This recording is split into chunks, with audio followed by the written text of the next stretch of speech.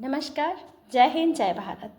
जैसा कि आपको पता है, आज मैं ना कांग्रेस के पक्ष में हूँ ना बीजेपी के पक्ष में। मैं उस विद्यार्थी के पक्ष में हूँ जिसकी आंखें डॉक्टर बनने का सपना देखती हैं, लेकिन हर साल उसकी मेहनत पर कोई ना कोई पेपर माफिया टाका डाल देता है।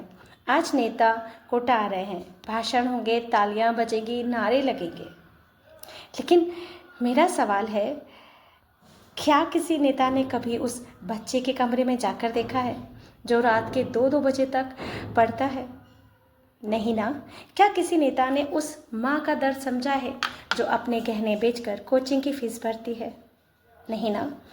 क्या किसी नेता ने उस किसान पिता की मजबूरी देखी है जो खर्च लेकर अपने बच्चों को पढ़ाता है? नहीं, क्योंकि जिन लोगों को फैसले लेने हैं उनके बच्चे इस व्यवस्था में पढ़ ही नहीं रहे। उनके बच्चे विदेशों में पढ़ रहे हैं, बेहतर स्कूलों में पढ़ रहे हैं, बेहतर व्यवस्थाओं में पढ़ रहे हैं। उन्हें क्या पता कि भारत का एक विद्यार्थी एक सीट के लिए कितनी लड़ाई लड़ता है? पता है? कांग्रेस कहती है बीजेपी जिम्मेदार है, बीजेपी कहती है कांग्रेस जिम्मेदार है।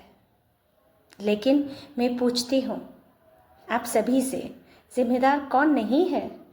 क्या जब कांग्रेस के समय पेपर लीक हुए तब व्यवस्था क्यों नहीं सुधारी गई?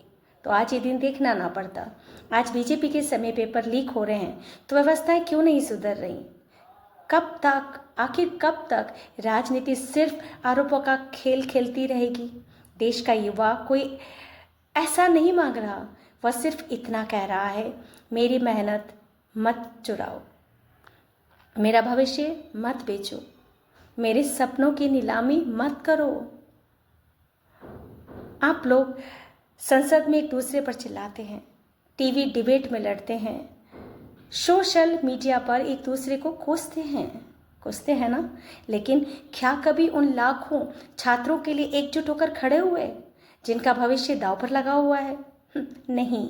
सच तो यह है कि राजनीति में हार जीत होती रहती है, लेकिन एक विद्यार्थी का खोया हुआ सारा पूरा जो वापस साल है वो वापस नहीं आता। एक परीक्षा दोबारा हो सकती है, लेकिन टूटा हुआ आत्मविश्वास दोबारा नहीं बनता। एक रिजल्ट फिर से निकल सकता है, लेकिन सपनों का दम घुट जाए तो उसकी भरपाई कोई सरकार नहीं कर सकती। आज कोटा से, देश की कोचिंग राजधानी से, मैं हर राजनीतिक दल से कहना चाहती हूँ, युवाओं को वोट बैंक मत समझिए, प्लीज़, बिल्कुल भी नहीं।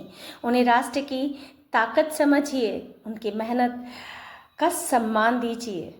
पेपर लीक करने वालों को ऐसी सज़ा दीजिए कि आने वाली पीढ़ियाँ उदाहरण दे आप लोगों की साहस का, निष्पक्षता का।